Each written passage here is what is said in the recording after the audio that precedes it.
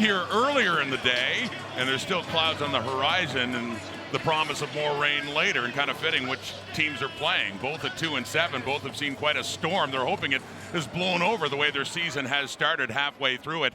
And Wayne, for the Ticats, who've lost 2 straight coming into this one, it has led to changes, namely at quarterback. It is Taylor Powell going forward. With the injuries at quarterback last year, Powell started half the season. First start this season, completes at 2. Luther Akunavanu, it is copped up right into the hands of Darius Breton. But has been very noticeable, the size and strength he adds to that receiving group. 2nd and 7 from the 26 of the Ticats. Throwing off to Leak again. Been dangerous as a runner and those short yardage plays, those short passes. And this is Edmonton taking advantage of the field position now. And down inside the 10 for Curly Gittins Jr. Dakota Prukop at quarterback. He's handing off. Javon Leak, no, excuse me, it is Rankin. Another new running back, Justin Rankin, who has another touchdown in this, just his 3rd game with the Edmonton Elks. Rankin had one receiving last week in the win over BC, and he has a rushing touchdown now as well. Which Taylor suggested was just, we'll get through this together, basically get this team back on track. And he's going to run. Did this effectively last week in Montreal, and the ball comes out. It looked like after he went down, and Taylor Powell is still down on the turf. Bo Levi Mitchell, lo and behold, we just talked about this, is coming on the field now. He'll be at quarterback for at least the next 3 plays. Here in 2024. 2nd and 17, deep. Over the middle and open. It's Greg Bell. New running back in for the Ticats with a big catch. Went down, got up again, and Morgan finally upends him down near the 10. Looking for a shot at tying it up. Mitchell with time, pumps, dumps it off to Bell, and he doesn't catch it, and the Elks say they have it. Derek Moncrief, the strong side coverage linebacker, in on Bell, and we do have a turnover. Went off Bell and into the hands of Moncrief. Here's McLeod Bethel Thompson from his end zone. It's caught by Gino Lewis. Quirky guy, incredibly quirky guy, but one of the greatest teachers I ever had the chance to work with. Eugene Lewis has the catch. He turns around, he gets inside the 20 and down to the 10. Stavros Katsantonis taking him out. Of course, after their time at Maryland, went on to become good friends while working in the CFL.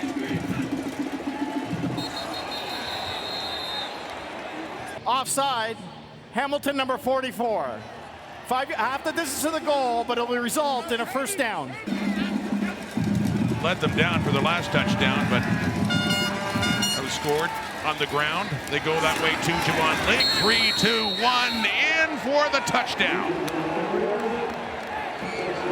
Both of the running backs scoring touchdowns tonight for Edmonton. Rankin first, and now Javon Leak with his 5th touchdown of the season. And it's still Bo Levi Mitchell in. And handing off to Greg Bell. Big run this time, and the big catch before. Across midfield and finally out of bounds. What will it take to reestablish Edmonton as one of the winning franchises in the CFL? We have a lot of work to do, and we're happy with what we think we can succeed in the future. So, congratulations and thank you for this, Larry. Okay, thank you very much. Bo Levi Mitchell at quarterback after an injury to Taylor Powell, who started the game. Another deep throw to an open receiver, Keandre Smith. The Ticats with 5 receiving touchdowns, 1st and 10 at the Edmonton 45. Open again is Smith. And he breaks a tackle, and Niles Morgan finally takes him down, but back-to-back first down catches from about the 32.5, put down by Nick Constantinu. And through it goes, so Hamilton is on the board. The machine he's been so far. You can watch the 4th round tomorrow. Edmonton football, the lead cut down to 11. Here's Justin Rankin running hard again. He's having a night as he straight arms Stavros Katsantonis after a huge run to get down around the Hamilton 30. Boy, Rankin's really embracing his chance. Well, knowing Javon Leak was, even as returner, was going to be on your roster as a backup RB. So throwing now deep and caught. Finds a home in Edmonton. 1st and goal at the Hamilton 2. Handing off. Again, Rankin. Rankin up there, and CFL running backs all of a sudden. He's got another rushing touchdown of the night and his third touchdown in 2 games as Edmonton quickly answers back after the Ticat field goal with another major score.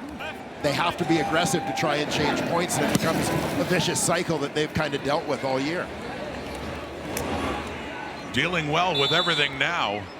Jonathan Moxey takes a knee from the Edmonton 33. Last play before the warning. And Rankin initially runs into a wall. He bounces up. First time since 2022. And they only have 3 on the board. 22-3 the score. They will get it back, though, with some time. About 2.5 minutes left until the half. Jonathan Moxey. He's been on the returns tonight inside the 10.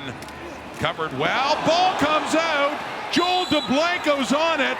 And another turnover as Edmonton, they'll be the ones that have the chance to find the end zone before halftime and see if they can add to their lead. Still another chance to find the end zone. 2:10 on the clock. Hamilton 11. There it is. Touchdown Elks. Dylan Mitchell has it. That's his second touchdown of the season, and Edmonton is really pouring it on. He was wide open just inside the goal line. And obviously, given what happened to Luther Hakanavano earlier in the game, it's understandable. Absolutely, Matthew. Thank you for the update. There's Bo Levi Mitchell late in the half. Under 2 minutes. He's throwing it high. The number one concerns. But on the field, too, just keeping it to football. A big concern with the way things are going for the Ticats now. That went over Keandre Smith, and the fans are letting them hear it. 2nd and 10. Certainly in field goal range. Looking for another touchdown. Pressure on Bethel Thompson. Boris Beatty now to add to the Ticats' misery in this one, coming in 16-22, and he puts that through for 3 more on the board. And then back in black and gold this year from the 43, and a 3rd down and 1. It's Greg Bell in the carry, and he does have a 1st down. Ticats at the 45. 1st down. Mitchell, time to the right, and tied up again and wanting a flag is Giovanni Robinson. Darius Bratton was with him and tied up, and Robinson can't believe it. Said he had his jersey tugged. There is no flag on the play. After review by the command center, we have pass interference. Edmonton number 24.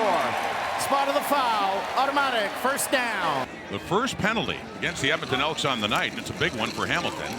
Faking the handoff to Greg Bell. Open receiver 2.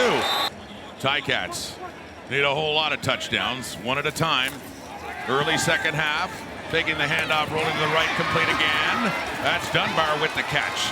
That's another 1st down. The contact. So again, 1st and goal from the 10. It's caught at the 5, and then down to about the 2.5 yard line. 29 points behind the Hamilton Tiger Cats. Handing off, touchdown. 1st touchdown of the night for the Ticats. And it is Greg Bell getting his 2nd start as a Ticat, in for James Butler. This trying to get it to 32-11. Lots of time, still lots of time. And no, intended for Bridges. Shamar Bridges can't get it. Faking the handoff to Bell. Mitchell, deep look to the left. It's caught by Shamar Bridges. 2nd possession of the 2nd half for the Ticats. Pump fake, deep look. In double coverage, it's intercepted by Cordell Jackson. That coverage was there for the Elks, and he's got a good return here, too. So another turnover committed by the Ticats. Ate up a lot of double teams in his career, too, Matthew. Mentioned that 2 Grey Cups last year with the Alouettes before Montreal, but Edmonton was always home, and it's great to see that he came back and coaching now with the Elks. Saw 17 sacks in his college career. 2nd down and 10. Mitchell. Oh, he finds an open receiver. It's Keandre Smith again. Preparing to avoid that hit. His 6th catch of the night. Back to Bell on the ground. And another impressive performance a year ago in this day between these 2 teams that delayed the game by 90 minutes. The throw! Touchdown! Bell again. Much needed. Major score Hamilton to end the 3rd quarter and get it a little bit closer heading into the 4th. Niagara Youth Flag Football League. That is caught. Coming back of that hitch is Gino Lewis. Gets it inside the Hamilton 50. Lewis with 5 catches for 93 yards now. 1st and 10 at the Hamilton 47. There's a deep block. Down inside the 20. It is caught. What? Hergy Mayala. With a couple of defenders nearby, Mayala hangs on to that one. This diffuses any momentum the Ticats had. Knocking on the door. Back to Rankin looking for touchdown number 3. Justin Rankin with a night to remember in his 3rd Canadian Football League game with his 3rd touchdown, and all set up by a brilliant catch by that man, Hergy Mayala. Harrison Frost is the quarterback now for Hamilton, the 3rd stringer. And he completes his pass now to Shamar Bridges. Early mistakes, turnover issues, penalty issues, getting them in trouble. That's tough to overcome. Harrison Frost, the quarterback for the Ticats, he completes that one to Tim White, making that decision to make the change last week in Montreal. But Powell got hurt tonight, and now Frost is in, tries the end zone again. Touchdown, Shamar Bridges, and the first touchdown pass thrown by young Harrison Frost. That was a nice escape from the pocket by Frost. Recognizes the rush coming, kind of sucks it in. And they'll go for 2. See if they can cut it down to 15, which they don't do. So the short kickoff, you go the other way, try to trick the Elks, but Tevin Smith takes it. He's got a good run coming back here. Smith pushed out. So it's a 1st and goal. Claude Bethel Thompson throws another touchdown pass, another TD to Curly Gittins Jr. The race is not as close in the East Division this year,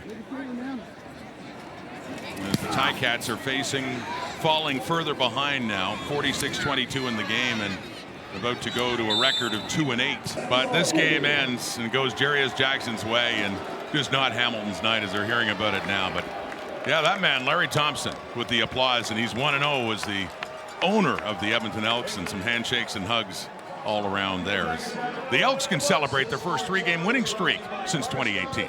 Yeah, and huge for this team, finding a winning formula, developing some confidence, getting a little bit of momentum now going as they prepare for the second half of this Canadian Football League season.